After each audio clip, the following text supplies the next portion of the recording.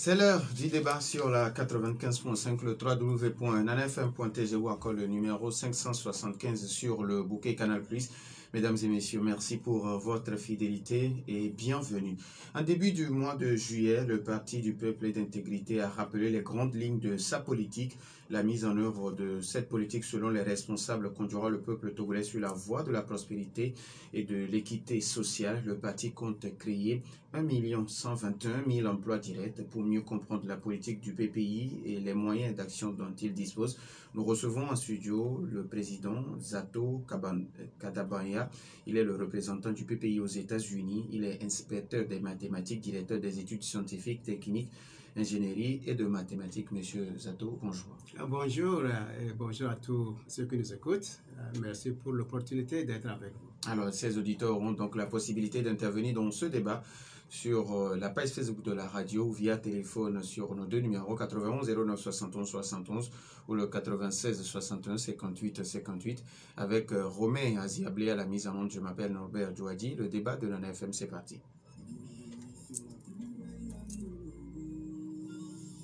Une fois encore, merci pour votre fidélité d'écoute à Nana FM. Monsieur Zato, avant de venir aux grandes lignes de la politique de votre parti, le gouvernement a rencontré la semaine dernière les partis politiques afin de définir les voies et moyens pour contrer le terrorisme. Je ne sais pas si votre parti a été contacté.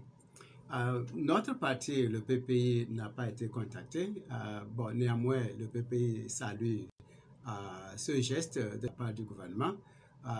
Tout comme les autres partis politiques, le PPI avait aussi demandé au gouvernement d'éclairer plus les Togolais, surtout les raisons actuelles de ce terrorisme qu'on n'en avait jamais eu dans l'histoire de notre pays. Donc il incombe au gouvernement de donner les précisions pourquoi on a le terrorisme actuellement et comment le gouvernement entend résoudre ou bien adresser ce fléau et aussi demander la participation de tous les Togolais pour pouvoir contenir ce danger qui nous guette. Alors aujourd'hui, si le gouvernement, dans les jours à venir, vous fait appel, est-ce que vous allez répondre? Le PP va répondre avec nos suggestions que nous avons déjà mises dans le domaine public. D'abord, pour le PPI, il faudrait anticiper, comme nous l'avons dit depuis 2017, notre création. Le terrorisme se nourrit de la pauvreté. Vous voyez, le terrorisme se nourrit de la pauvreté et quand vous voyez le nord du pays, dans les points les plus reculés, les jeunes sont toujours au bord des routes, les bras croisés, sans travail. Donc vous voyez que c'est vraiment un danger, c'est de l'essence qui attend une simple allumette pour prendre feu. Donc nous allons avancer nous allons être présents à la table de discussion avec nos convictions et nos priorités, que le terrorisme doit être adressé d'une façon globale dans une politique générale d'amener les Togolais à un point de prospérité. Quand on est coincé contre le mur, toute solution possible. Est-ce que vous voyez Donc, à nous, si nous sommes invités, nous avons déjà fait beaucoup de propositions au niveau des forces de l'ordre.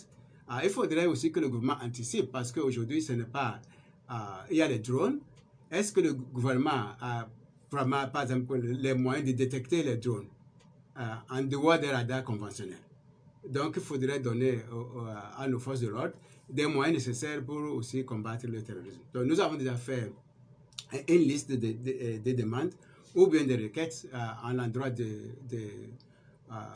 gouvernement et même aussi nous avons proposé que l'Assemblée nationale reconvienne pour essayer d'interroger les ministères intéressés pour plus d'explications et voir quelles sont les mesures et même peut-être de nouvelles lois pour essayer de contenir certains paramètres du terrorisme.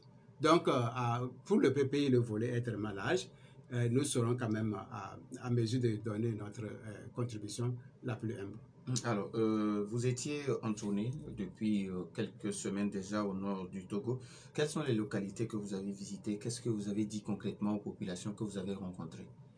Bon, j'aurais souhaité ne pas déclarer toutes les localités que nous avons visitées, mais j'ai sillonné le pays du nord, du sud ici jusqu'au nord. Nous avons croisé principalement nos membres. surtout les bureaux préfectoraux que nous avons installés, et les rassurer que la politique de PPI, c'est la politique du futur. C'est ça que nous avons rassuré à nos membres, et aussi éclairer un peu plus les nouvelles stratégies que nous entendons prendre, et aussi discuter de profondeur avec nos membres. Et il y a les échéances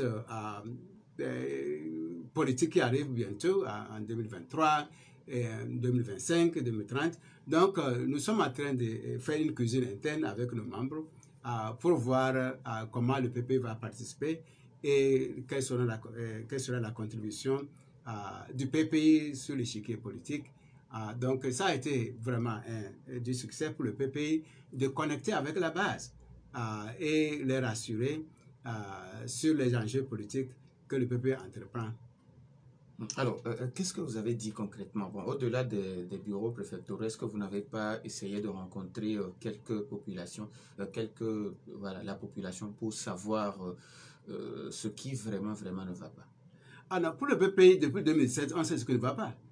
Si c'est actuellement quelqu'un va se sillonner le pays pour voir ce qui ne va pas au Togo, il est en retard ou elle est en retard. Actuellement, on parle de la charité. L'année passée, en 2017, le PP était le premier parti à faire sortir, à travers une conférence de presse, les mesures nécessaires de contenir la vie chère que nous vivons aujourd'hui. Et en 2020, nous avons soumis aussi au gouvernement un mémorandum que nous avons dénommé coronomique, le plan coronomique pour adresser les aléas du coronavirus. Un plan tellement profond, tenant compte de tout ce qu'on pouvait anticiper pour ce qui est arrivé aujourd'hui. Donc, les populations, le PPI connaît les problèmes de la population. C'est la pauvreté extrême. Je vous rappelle que le PPI, c'est le seul parti dans le monde entier qui a défini la pauvreté comme une maladie. En tant que tel, nous allons l'adresser. Au Togo, actuellement, la vie est devenue amère pour plusieurs de nos compatriotes. Donc, les populations que nous avons à croiser, le problème est universel. Du nord au sud, c'est que le pouvoir d'achat est vraiment faible et les choses sont devenues plus compliquées. Donc, ce n'est pas, pour le PPI, ce n'est pas un nouveau problème, mais c'est tellement aggravé avec, à la sortie de la pandémie, les choses sont devenues plus compliquées. Et bien, nous avons soumis des propositions en amont pour anticiper ceci, car tous les gouvernements ont anticipé ce qui se passe au Togo. Et bon, les mesures prises au Togo ne sont pas quand même à la hauteur du problème. Nous avons demandé de prendre des mesures audacieuses pour que, à la sortie de la pandémie, on ne fait pas face aux difficultés que nous avons aujourd'hui. Bon, nous ne sommes pas au gouvernement, mais je pense que le gouvernement et ceux qui dirigent doivent peut-être prendre en compte les propositions des autres partis politiques, même si on n'est pas au pouvoir. Alors, le 19 juillet dernier, en conférence de presse, vous parliez de la création de 1 121 000 emplois. Alors, comment est-ce que vous allez vous y prendre? Merci beaucoup pour cette question. Ceux qui nous écoutent, aux Togolaises et Togolais, prenez note de ce nombre. Le PPI dit que nous comptons créer 1 121 000 emplois directs dans la première année de notre gouvernance.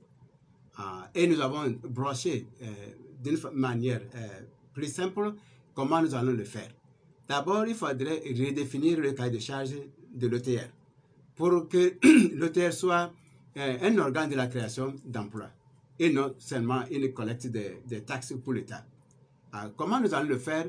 Les 1 121 000 emplois directs seront une combinaison des emplois publics et des emplois privés, plus que privés. Donc, actuellement, il n'y a pas un module pour que les privés puissent créer des emplois. En plus, nous avons déjà donné, prenons un magasinier.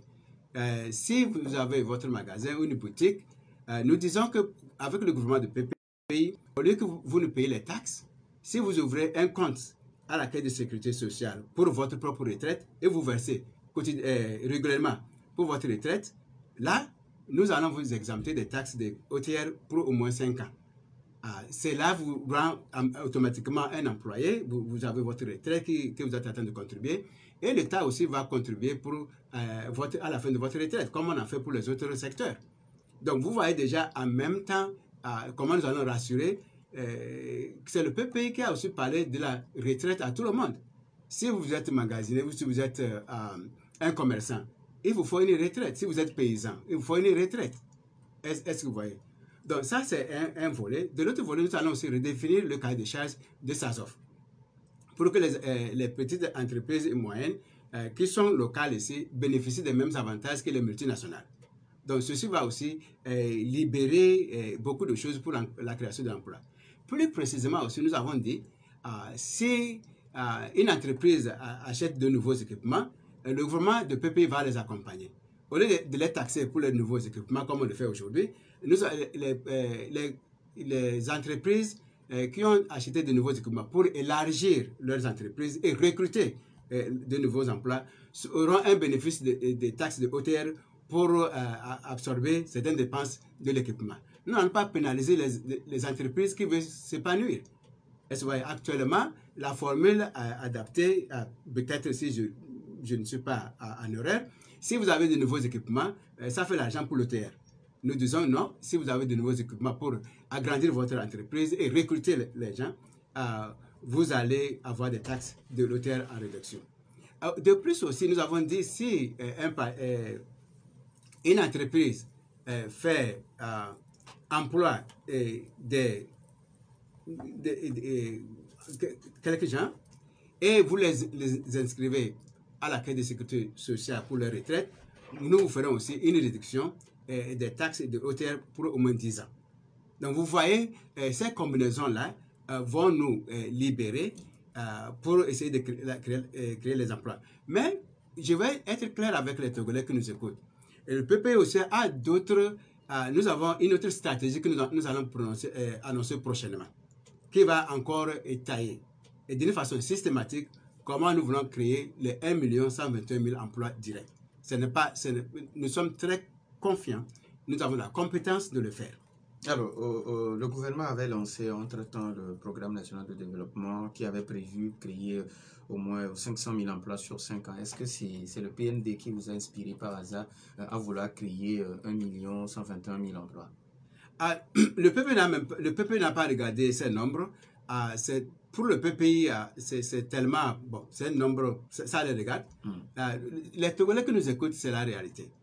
Ça définit les différentes compétences. Si un parti politique qui est au pouvoir veut créer 500 000 emplois pour 5 ans, et un parti politique qui veut créer 1 121 000 emplois directs dans la première année, c'est au Togolais de voir la différence des compétences. Bon, la question que le PPI se pose, c'est ceci. Le Togo est un pays en voie de développement. Comme un compatriote nous a dit vers le nord, ce n'est même pas en voie de développement, ça n'a pas encore démarré. Donc, comment tout le monde est à la maison? On doit se développer. Si on doit se développer, les gens doivent travailler. Du sud au nord, vous voyez le long de la route, les jeunes les bras croisés. Donc, si on doit développer le pays, les gens doivent travailler.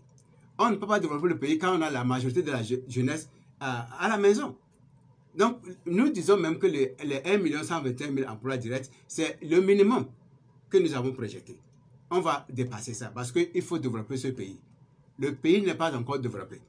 Donc, tout le monde doit travailler. Alors, sur la page Messenger de Nana FM, il y a un auditeur qui demande pourquoi vous ne faites pas toutes ces propositions au gouvernement?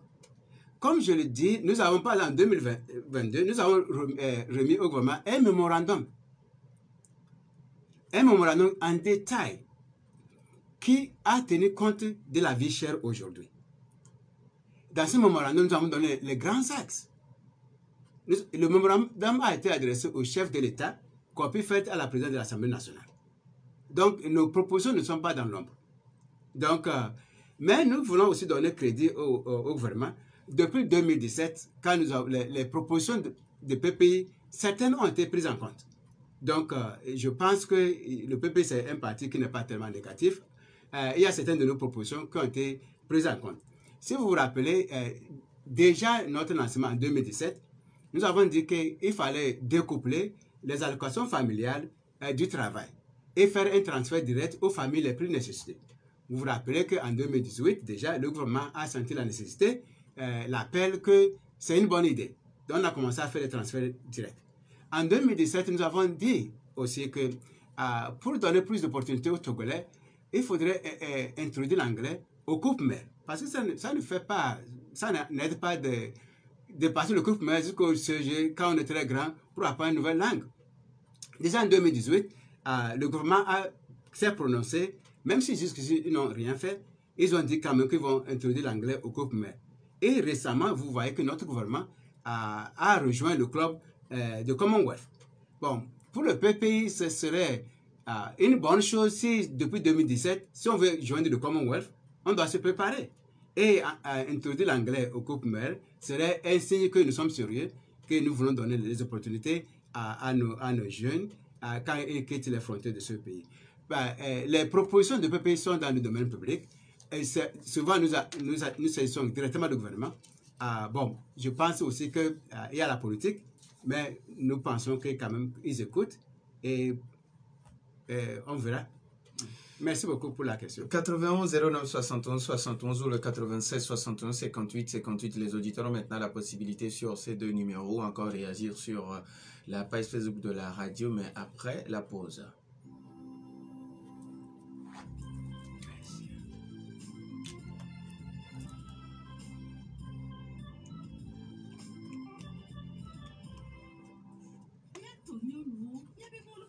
Fortune à Baba si avait l'ami non. Bientôt, il y a bébé dada les bon body. Il y a des cas de camp pour nous appoyer parfum jasmine Antonio Wena pli pli pli. Et mes vivina.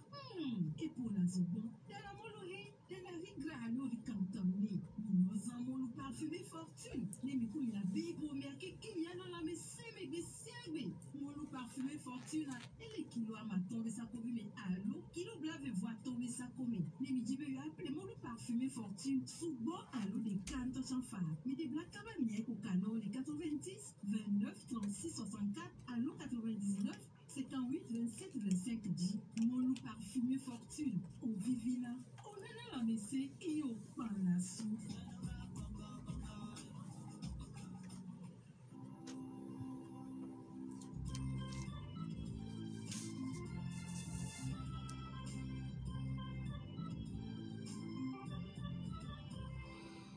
« 91 09 71 71 ou le 96 61 58 58. Nous avons un premier auditeur en ligne. Nana FM, allô?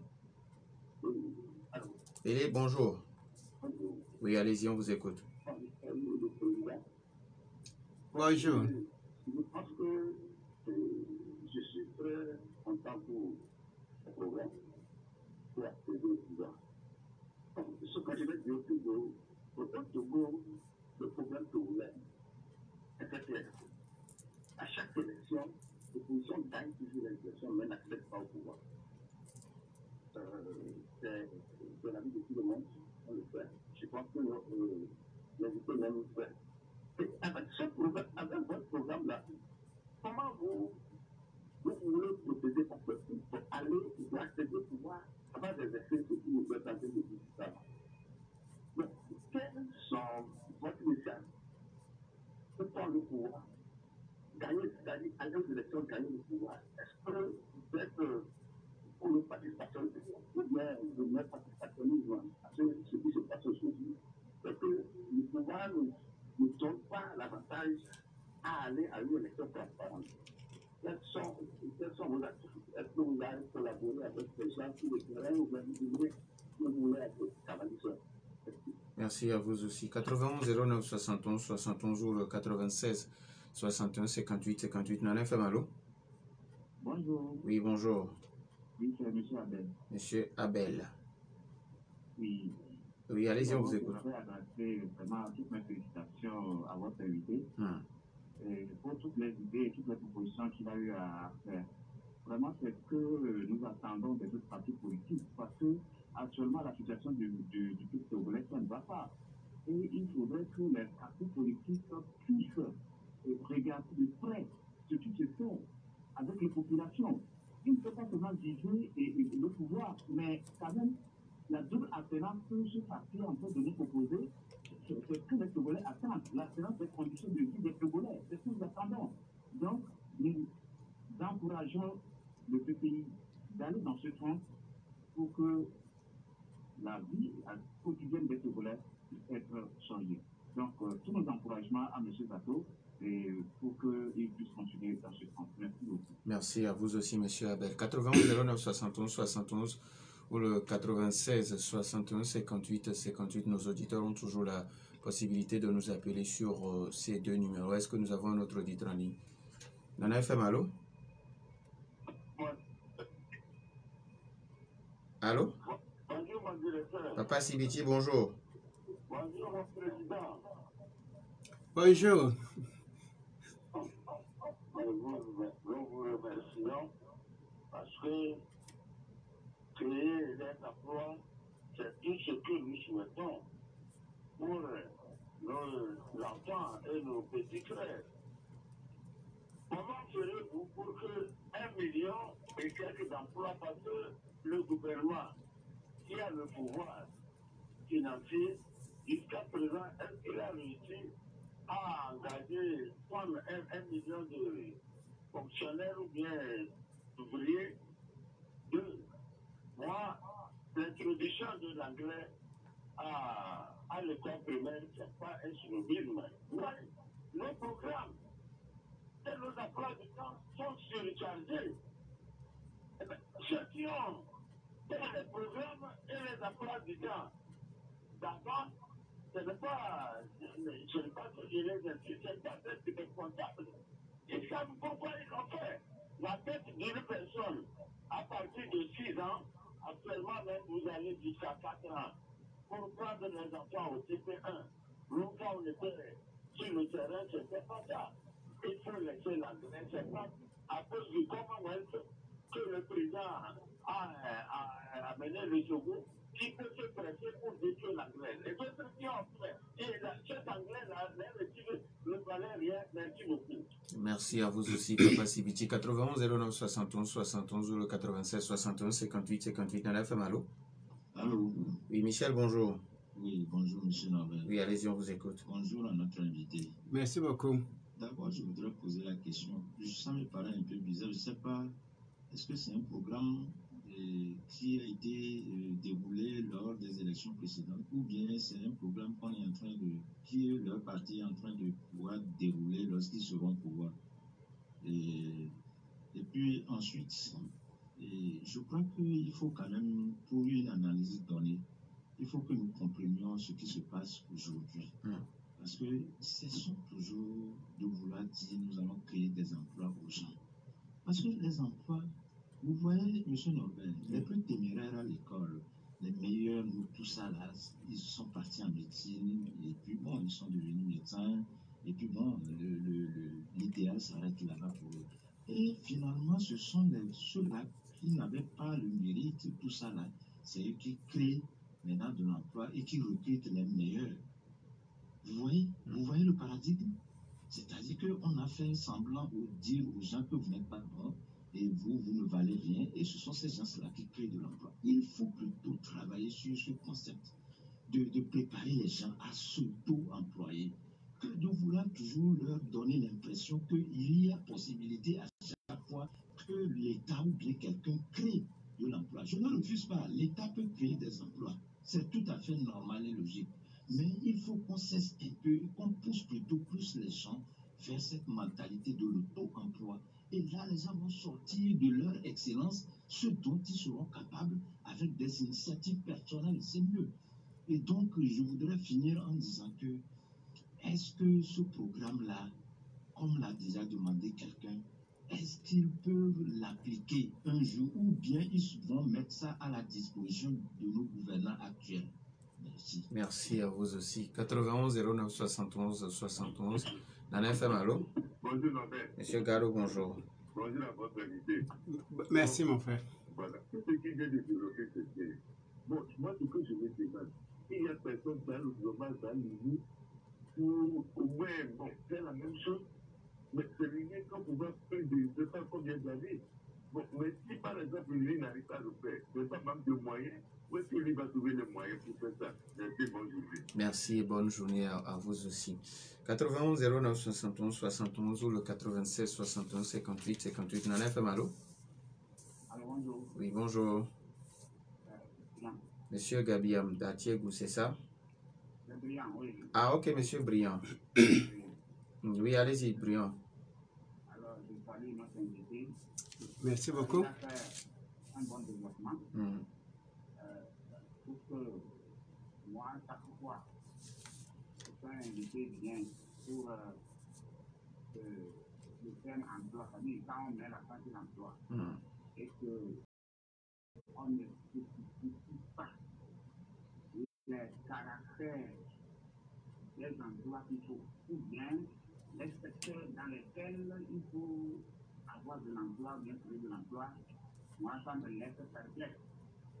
J'ai dit, et je le redis, qu'un pays en voie de développement, pour qu'il se développe, il faut qu'on passe d'abord des secteurs primaires et secondaires.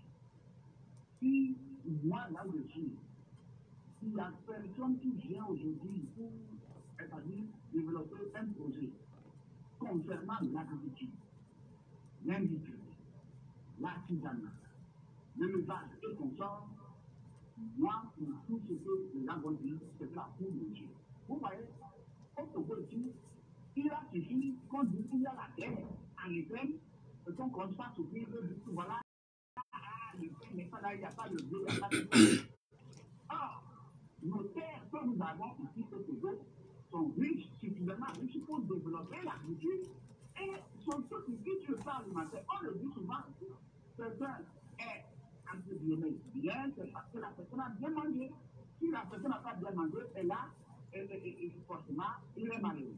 Ou elle est malheureuse du tout. Maintenant, il faut créer pour développer plutôt l'agriculture, l'artisanat, l'industrie. Pour éviter tout problème, quand on s'autosuffit, on est indépendant, on se développe, et là, le reste va venir. C'est ça, parler de l'auto-emploi. Effectivement, c'est bien. Pourquoi dire chaque fois qu'il faut créer de l'emploi aux gens? Non. Mettre les stratégies pour que les gens s'auto-emploient. Merci. Pour que les gens eux-mêmes aient leur emploi. Parce que moi, je dis, la pauvreté, la grande pauvreté, c'est le salariat. Merci beaucoup à notre ami Briand. 91 71 71 ou le 96 61 58 58. Les auditeurs ont toujours la possibilité de nous appeler sur ces deux numéros. Alors, Président, vous avez écouté les uns et les autres. Nous avons un dernier auditeur sur moi. Nana FM, allô? Bonjour. Merci Dadido Gomi, bonjour. Merci beaucoup. Bon, j'ai 3 points. Oui, allez-y. Le premier point, votre invité a dit une phrase qui m'a plu. Tout le monde doit travailler, surtout les jeunes. Ça, c'est indéniable. Mais quand les aînés, certains aînés, ne veulent pas aller à la retraite, je me demande comment nous préparons la relève de ce pays. Ça, c'est le premier point. Pour le nom qu'il a donné, qui m'a paru un peu extravagant, c'est pas que je le critique négativement, 1125 emplois. 1 121 000. Voilà, 1 125 emplois, voilà, c'est ça, merci. Quels sont les chiffres de base, parce que c'est un chiffre de statistique, quels sont les chiffres de base qu'il a pris pour faire ce truc? Et pour terminer, dans quel domaine pense-t-il, avec son parti, créer les emplois, quand jusqu'à présent, personne ne s'occupe du domaine agricole, alors que nous avons des terres arabes à profusion? De deux, au niveau de l'industrie, où les Européens, je vais le dire tout crûment comme ça, font tout pour nous empêcher d'avoir des industries qui utilisent beaucoup de main-d'œuvre. Dans quel domaine pense-t-il nous créer ces 1 125 000 emplois? Merci, bonne journée. Merci et bonne journée à vous aussi. Alors, vous avez écouté les uns et les autres. Monsieur Pellier, notre premier auditeur qui est content parce que vous avez déroulé un bon projet ou bien un bon programme. Mais il demande comment est-ce que vous allez faire pour accéder au pouvoir avant de dérouler ce programme. Merci beaucoup vraiment pour cette question. Le but ou bien le rôle assigné à tout parti politique, c'est de conquérir aussi le pouvoir. le PPI compte venir au pouvoir très prochainement et nos stratégies ne sont pas, on ne va pas télégrapher nos stratégies, mais nécessairement le PPI va accéder au pouvoir par notre politique. Nous comptons venir au pouvoir. C'est pourquoi nous avons dit que les 1 121 000 emplois directs, c'est durant notre première année de gouvernance. Donc ça veut dire que nous allons venir au pouvoir et essentiellement que nous allons le faire. Alors, il demande, est-ce que vous allez collaborer avec les partis politiques qui sont de l'opposition, qui sont déjà sur le terrain? Oh, toujours la collaboration, c'est une bonne chose. Nous ne sommes pas contre la collaboration. Nous voulons collaborer. Nous avons dit ça dès le début de notre existence avec des partis politiques et des mouvements politiques qui partagent nos convictions. Est-ce qu'il y a un parti qui dit que la pauvreté c'est une maladie qu'on doit combattre? On sera ensemble. Est-ce qu'il y a un parti politique qui dit que les opportunités ne sont pas limitées seulement à l'élite, mais c'est le droit de tout le monde, pas le privilège? On va collaborer. Donc, pour la création de l'emploi, par exemple, on doit collaborer avec d'autres partis politiques pour qu'on puisse vraiment avoir peut-être une enveloppe plus large et bien définie. J'aime beaucoup les questions qui sont vraiment pertinentes. Je vais essayer de répondre à comment nous allons en venir. Mais la collaboration avec les autres partis politiques, c'est une nécessité dans un pays comme le nôtre. Nous sommes prêts à collaborer. Nous avons dit ça en 2017. Nous sommes prêts à collaborer avec tous ceux qui partagent nos convictions ou bien ceux à qui nous partageons sur leurs convictions. Alors, Papa Sibiti qui demande de créer des emplois, c'est bien, c'est le souhait de presque tous les Togolais. Alors, comment comptez-vous faire? Parce que si le gouvernement qui a le pouvoir financier n'est pas arrivé à le faire aujourd'hui, à mettre tout le monde à l'aise, c'est parce qu'il y a un problème quelque part. Alors, comment vous allez le faire? Quelle stratégie vous allez adopter? Nous avons défini le 19 juillet passé des stratégies préliminaires. Je suis d'accord avec les questions qui sont posées. Nous voulons miser sur l'auto-emploi, comme je l'ai dit dans l'introduction. Et aussi, nous allons miser sur les secteurs primaires. En 2017, quand nous avons lancé le parti, nous avons dit qu'il faut que l'agriculture devienne une profession professionnelle. Et nous avons prédit que dans 50 ans, ce n'est pas tout le monde qui sera permis de cultiver. Parce que l'agriculture va devenir une profession professionnelle. Un agriculteur ne doit pas admirer un autre fonctionnaire. Donc, ça, c'est le domaine où nous allons aussi créer ces emplois. Mais nous avons dit que pour faciliter ça, il faut que chaque Togolais ait accès à la retraite. Si vous voulez qu'un agriculteur soit performant, il faut qu'on l'assure qu'il aura accès à la retraite. Parce qu'on ne peut pas cultiver jusqu'à 60 ans, 70 ans. Ça serait autre chose. Par nos stratégies pour en venir, nous n'allons pas tellement appeler la Banque mondiale ou bien FMI. Nos stratégies seront purement internes. À la fin, si les Togolais regardent, ce n'est pas le manque d'argent. C'est qu'il n'y a pas une politique générale de développement ou de création d'emplois. Nous avons, vous voyez, si vous posez la question à nos mamans, à nos papas qui ont des magasins, qui ont des boutiques, chaque matin, ils ont peur qui avance vers c'est un homme de hauteur qui vient ou bien c'est un client. Donc nous disons carrément que quand le PPI est au pouvoir, le cahier des charges de l'hôtel sera redéfini pour la promotion de la création d'emplois. Pas comme, je pense qu'il y a un auditeur qui a posé des questions. Ce n'est pas les questions, les emplois publics. Nous misons beaucoup plus sur les emplois privés, les auto-emplois. Mais contrairement à ce qu'une question a été posée, l'État a le rôle de faciliter la création d'emplois. Ce n'est pas à l'État de créer tous les emplois, mais l'État a la facilité d'accompagner les petites et moyennes entreprises à la création d'emplois. C'est pourquoi nous avons dit, par exemple, si une entreprise achète de nouveaux équipements pour élargir l'entreprise et recruter de nouveaux employés, nous allons les accompagner à la réduction des taxes de l'ETR. Ça veut dire que si vous dépensez, disons, 1 million pour acheter de nouveaux équipements, le gouvernement peut absorber ça pour vous accompagner. Donc, on a des mécanismes. On ne va pas tout détailler aujourd'hui. J'ai bien dit, il y a un rendez-vous très prochain. Le PP va encore étayer en détail comment nous allons créer les 1 121 000 emplois directs. C'est un nombre que les Togolais peuvent copier et garder et nous revenir. Nous sommes très compétents et confiants, que nous allons aboutir à ça parce que le pays n'est pas encore développé. Alors, par rapport à l'anglais, à l'introduction de l'anglais à partir du cours primaire, Papa Sibiti n'est pas du tout d'accord. Il dit, bon, il faut pour le moment laisser l'anglais, surtout l'introduction de l'anglais à l'école primaire, laisser ça pour le moment. Est-ce que vous avez quelque chose à dire? Là, je ne suis pas d'accord avec Papa Sibiti. Oui, Sibiti. Ah, bon, parce que l'introduction de l'anglais... Non, parce que selon lui, le programme est déjà surchargé. Non, non. Quelles sont les priorités? Le PPI, dès son lancement en 2017, nous avons dit qu'il faut donner beaucoup de possibilités aux Togolais. Si on connaît mieux l'anglais et le français, les Togolais qui seront bilingues, ils auront plus d'opportunités à l'extérieur de ce pays. Donc, les programmes sont chargés. Bon, le PPI au pouvoir, nous allons revoir les programmes là.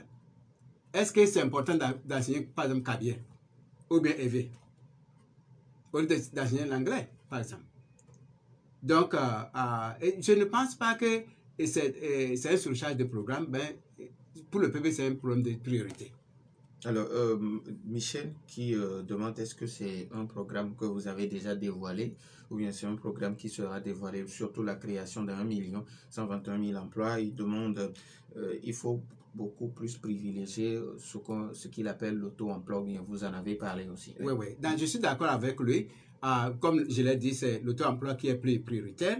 Mais aussi, ce n'est pas un programme que nous allons dévoiler. Nous avons donné les axes déjà. Et comme je l'ai dit, nous allons revenir au Togolais très prochainement, dans un futur à venir, avec plus de détails. Le PPI fait des propositions avec des détails. Comment on va le faire? Nous ne jetons pas les idées en l'air comme ça. Toutes nos idées sont pratiques et nous donnons les mécanismes pour en venir. Dans la création de ces emplois, 1 121 000 emplois, c'est la première fois qu'un parti politique de l'opposition sort avec un programme de créer des emplois. Parce que le PPI s'est dit qu'il nous faut la double alternance. L'alternance des conditions de Togolais pour une vie meilleure et l'alternance politique. On a trop tardé, nous sommes déjà en retard pour parler seulement de l'alternance politique. Alors, Briand qui demande quels sont les secteurs prioritaires. C'est les secteurs qui seront plus en compte. Nous allons, dès le lancement du PPI, comme je l'ai dit en 2017, nous avons dit qu'il y a deux secteurs qui nous sont très intéressants, le secteur agricole et le secteur industriel. Donc notre plateforme est misée sur ça. Et nous avons dit particulièrement qu'il faut rendre le secteur agricole professionnel. C'est-à-dire que c'est une profession qui sera admirée. Et là, nous avons l'opportunité de créer plus d'emplois dans ce secteur. Il y a aussi le secteur industriel. Le Togo n'est pas encore industrialisé. Donc, ce secteur aussi a plus d'opportunités. Et aussi le secteur de l'hôtellerie et les autres secteurs qui ne sont pas encore développés. Je vais aussi profiter pour dire aux Togolais, quand le PPI est au pouvoir, le ministère du Travail sera redéfini. Le ministère des Affaires sociales sera remplacé. Je vous donne un peu. Nous comptons remplacer le ministère des Affaires sociales pour un autre ministère plus adapté, pour l'équiper et faire face aux problèmes de développement humain. Donc, le PPI a dans son sac beaucoup de choses, beaucoup de priorités. Donc, je vous donne en avance, le ministère des Affaires sociales ne sera plus quand le PPI est au pouvoir. On aura notre ministère. Le ministère du Travail sera redéfini. En fait, le PPI a donné le 19 juillet passé la création de l'OTM, Office de transition de l'emploi. Donc, si vous n'avez pas l'emploi, et cet office sera chargé de savoir combien de Togolais ne travaillent pas. Cet office sera en charge de coordonner l'offre des emplois et la création des emplois. Donc, l'OTM sera primordial et vraiment à un niveau très élevé pour systématiquement arriver à ce que nous voulons, la création de 1 121 000 emplois directs.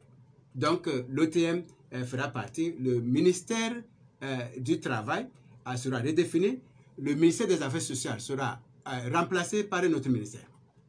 Masda Dido Gomé qui demande quels sont les chiffres de base. Parce que quand vous parlez de 1 121 000, c'est que vous êtes parti d'un chiffre. J'aime beaucoup cette question parce qu'il faut qu'on soit concret. Il n'y a pas, ici le peuple ne va pas se mettre à faire des politiques, des explications plus techniques. actuellement, il n'y a pas, les gens ne travaillent pas. Donc, c'est notre devoir en tant que parti politique, si nous sommes au pouvoir, de créer les emplois. On n'a pas besoin de base. Est-ce que ça les dérange si on crée 121 000 emplois sans de base? Actuellement, la base est tellement minimale pour même tenir compte. Le taux de chômage au Togo est tellement élevé. S'il veut rentrer dans les nombres, je serais content, vous pouvez lui passer mes coordonnées et de discuter avec lui pour les bases. Nous avons des bases quand même qu'on ne va pas peut-être télégrapher ici, mais le Togo, tout le monde le sait, est un pays en voie de développement et il n'y a pas de raison pour que les jeunes, plus de 80% restent à la maison. Comment on va développer le pays? Alors, il dit aussi que vous l'avez si bien dit, tout le monde doit travailler, même les jeunes, mais seulement qu'il y a certains aînés qui ne veulent pas partir à la retraite. Le PP au pouvoir, nous allons tout revoir. Il n'y a pas quelqu'un qui est irremplaçable. En fait, j'aime sa question. On doit former la jeunesse de demain. Les gens se pointent comme si sans eux, on ne peut pas avancer. Non, ce serait même, le PP est clair. Une fois au pouvoir, certaines personnes doivent quand même faire place pour que la jeunesse monte, pour avancer le pays. Donc, effectivement, pour la création de l'emploi, le PP, je voudrais ajouter ceci. Aujourd'hui, s'il y a les emplois, il y a des Togolais qui ne sont pas qualifiés pour demander d'emploi. La première pièce de demande d'emploi, c'est quoi? C'est la nationalité. Vous allez dans tout un village, personne n'est Togolais. Est-ce que vous voyez? Si vous allez dans un village, tout le monde n'est pas Togolais. Parce que même s'il y a le travail, on leur demande la pièce de nationalité togolaise que le PPA a trouvé discriminatoire contre les pauvres. Donc le PPA au pouvoir, immédiatement, la pièce de nationalité sera revue et nous avons demandé à son abolition. On n'a pas demandé l'abolition de la nationalité togolaise. Nous demandons l'abolition de la pièce de nationalité togolaise. Et à sa place, la naissance est suffisante pour être togolais. Si vous avez la naissance, le PPI vous fera un passeport. Il n'y a pas une information sur la pièce de nationalité togolaise et qui ne figure pas sur la pièce de naissance.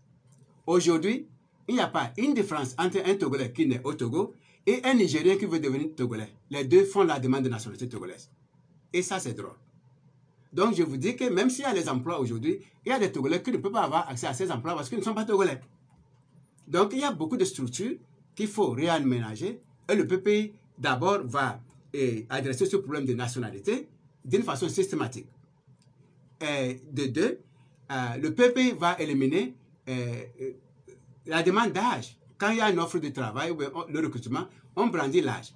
L'âge, c'est contre qui? C'est le pauvre. Ce n'est pas l'enfant du ministre qui arrive à l'école en retard. Ce n'est pas l'enfant du ministre qui a le diplôme et reste à la maison. Après, on dit que l'âge l'a frappé. Donc, pour le PPI, c'est la compétence, ce n'est pas l'âge. Donc, toutes ces choses-là rentrent en jeu pour que, s'il y a les emplois, que les gens puissent avoir accès à ça. Donc, une chose est d'avoir les emplois. Une chose est que les gens aient accès à ça. Actuellement, on peut avoir le travail et les Togolais ne vont pas bénéficier de ce travail. Merci à M. Zato Kadambaya. Il est le président représentant du Parti du Peuple d'intégrité aux États-Unis. Il est inspecteur des mathématiques, directeur des études scientifiques, techniques, ingénierie et des mathématiques. Merci également à Romain Aziablé pour la mise en fin de ce débat. Je m'appelle Norbert Djouradi. Bonne suite de nos programmes et merci surtout pour votre fidélité d'écoute.